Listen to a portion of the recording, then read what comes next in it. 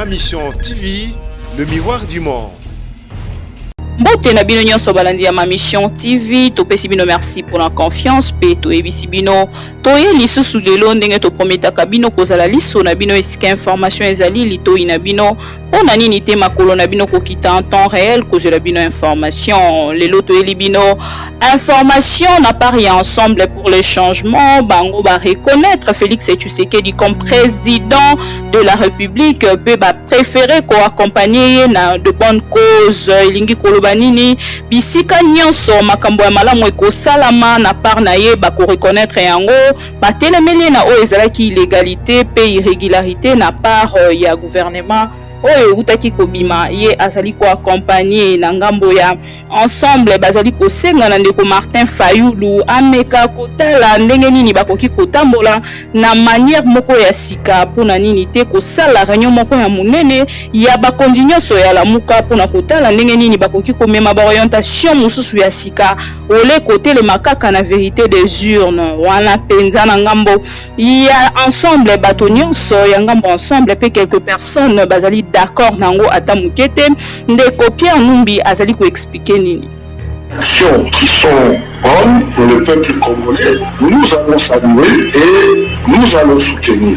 Si par contre ils mènent des actions qui nous semblent difficiles à soutenir, nous allons dénoncer. C'est notre rôle de l'opposition. Nous avons choisi Martin Fayulu comme candidat unique de l'opposition. Et pour cela, nous avons créé une structure pour mener la campagne. Cette structure s'appelle l'AMUCA. Et on a proclamé Félix Tshisekedi comme président de la République, légalement. Et il est normal qu'à la suite de ça, il y ait une dynamique pour revendiquer la vérité des urnes. C'est ce que fait Martin. Mais maintenant, cette dynamique de la vérité des urnes a atteint ses limites. Et nous pensons qu'il convient aux principaux leaders de l'AMUCA et aux principales organisations de pouvoir se réunir le plus rapidement pour évaluer la situation telle que c'est passée et pouvoir réorienter les actions et les stratégies. Après l'explication ya ndeko Pierre Numbi ndeko Mike Mukebai honorable provincial la lobby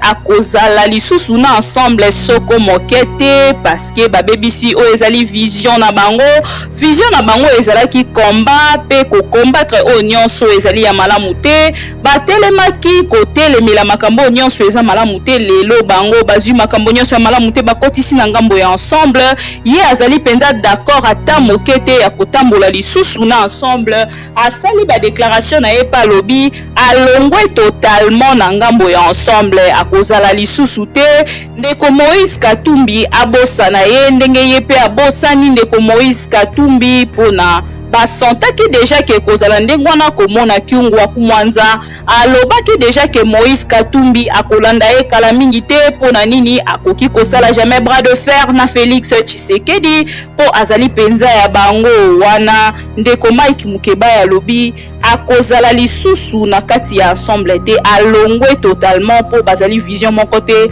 matikali na ngambo ya ndeko Pierre Numbi oyo azali président ya parti na ye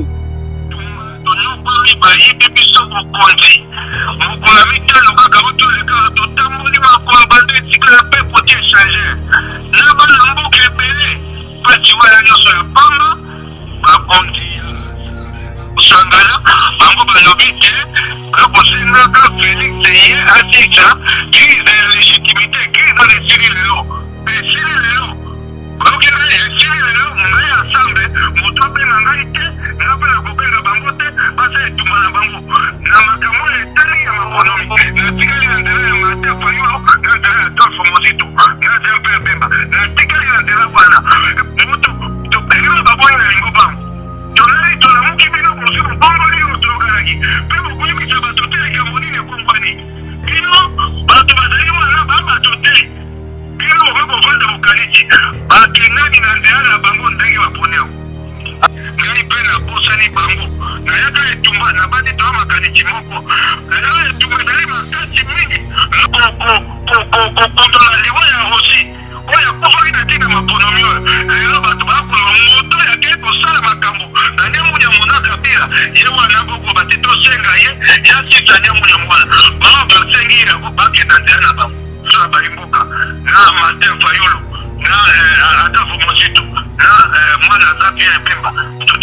much.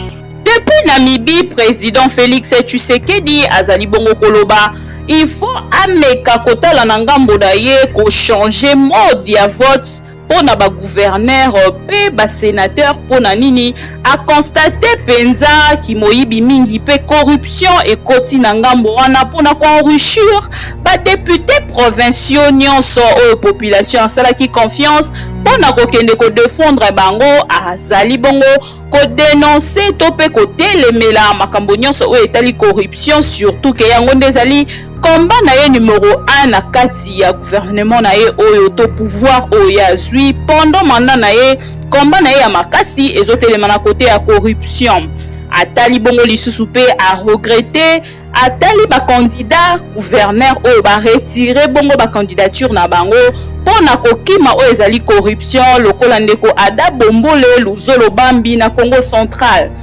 alobi a préféré bongo kinwa topé ba population nde bakoma ko voter o ezali ba gouverneur na bango pour bango moko ba s'auto-prendre en charge tolanda. L'une des premières choses que nous devons faire, que j'inviterai la classe politique à faire, c'est de réfléchir sur ce mode d'élection des gouverneurs de province et des sénateurs. C'est ce mode d'élection qui est à la base de la corruption. Et donc il faut réfléchir sur la manière de le changer et de donner au peuple, de la même manière que pour les élections législatives nationales et provinciales, et même présidentielles, le droit de voter directement, de choisir directement ses élus. Et donc, pour terminer avec cette question de la corruption, je dirais le combat contre la corruption, je le dis et je l'affirme, sera une de mes priorités. Je combattrai la corruption avec toutes les méthodes démocratiques possibles, mais jusqu'à ce que celle-ci sera totalement éradiquée de notre société.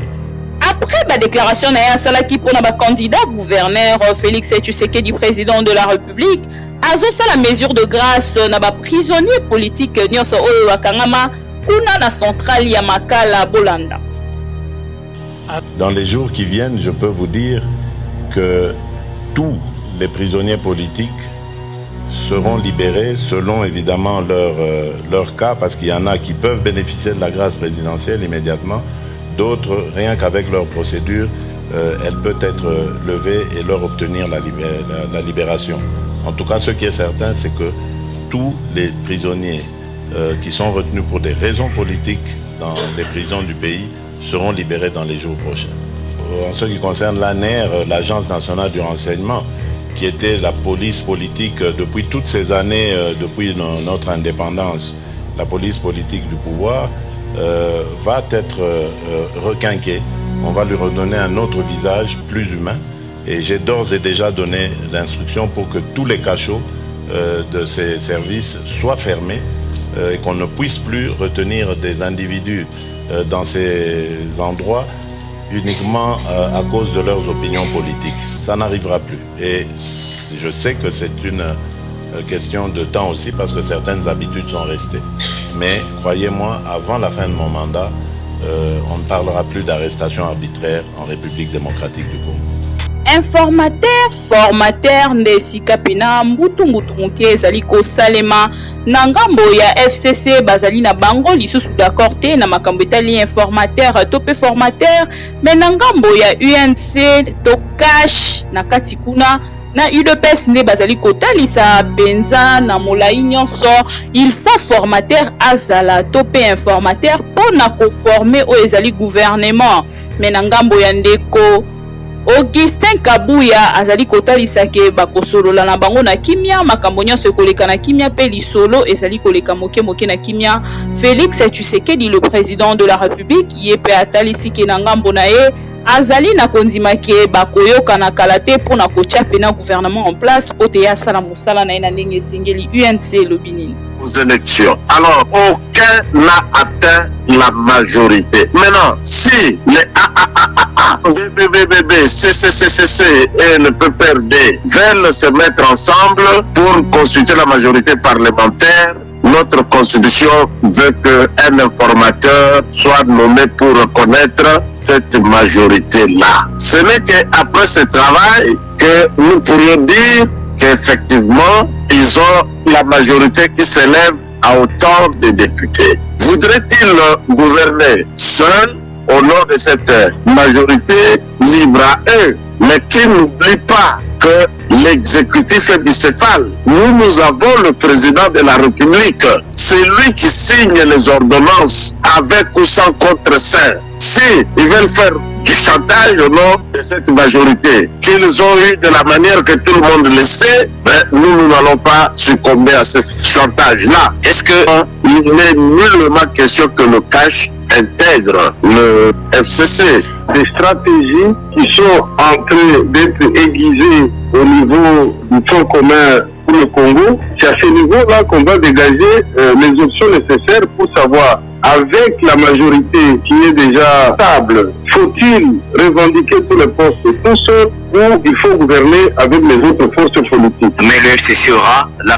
Ne faisons pas de la mathématique. Ça dépend du contexte, ça dépend du compromis entre différentes forces politiques, ça dépend de plusieurs paramètres. Le FCC va poser lorsqu'il s'agit des partenaires. Je crois que ce mot n'est pas à sa place. Je crois que les forces politiques en présence vont se parler. C'est ça qu'il faut. La preuve, c'est que vous avez vu le président sortant lui-même en personne aller rencontrer le président de la République actuelle. Merci na balandi nyonso ya ma mission TV awande sika toke kocha point na information na biso ya lelo. Pierre Ndaye oboyebaki bino nyonso ancien joueur ya Léopard oyo asala ba exploit mingi na kati ya football na biso akufaki pe bakundaki ye mokolo ya lobi na nécropole entre terre et ciel pe azali élevé na rang ya ba officier de l'ordre national des héros Kabila et Lumumba. Awande sika tosilisi pe topesi bino merci na ndenge bozalaka wana pona biso pona bino to prometaki bino tokozala liso na bino esika information ezali litoi na bino pona nini te makolo na bino kokoma esika information ezali en temps réel tozali wana kaka pona kosalela bino musala ndenge bolingaka. Opesi bongo merci na Steve Konde les soldats de ma mission. Pourquoi pas Richard Kapuku ceux qui bosepelaki na information lelo ngai ndeko na bino Bibi Kapinga na bisi bino tokutani mbala sima pona information mosusu. Ma mission TV, le miroir du monde.